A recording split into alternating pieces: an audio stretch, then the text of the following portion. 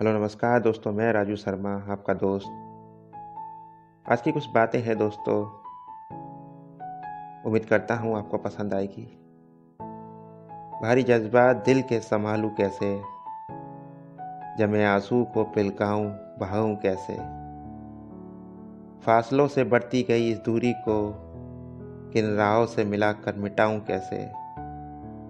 टूटे दिल के टुकड़े लेकर जाऊँ कहाँ, तेरी बाहों का सुकून मैं पाऊँ कहाँ। जो निकल गया हूँ दूर सब छोड़कर, उन यादों को समेट कर वापस आऊँ कहाँ। रहना है संग तेरे ये बताऊँ कैसे, फिर से उस प्यार को जगाऊँ कैसे। भारी जज़्बात दिल के सँभालूँ कैसे, जमे आँसुओं को पिलगाऊँ बहाऊँ कैसे। ये थी दोस्तों आज की कुछ बातें जो आपको बताई। उम्मीद करता हूँ आपको पसंद आएगी। कमेंट लाइक करके ज़रूर बताना और चैनल को सब्सक्राइब करना। आज के लिए इतना ही दोस्तों, धन्यवाद।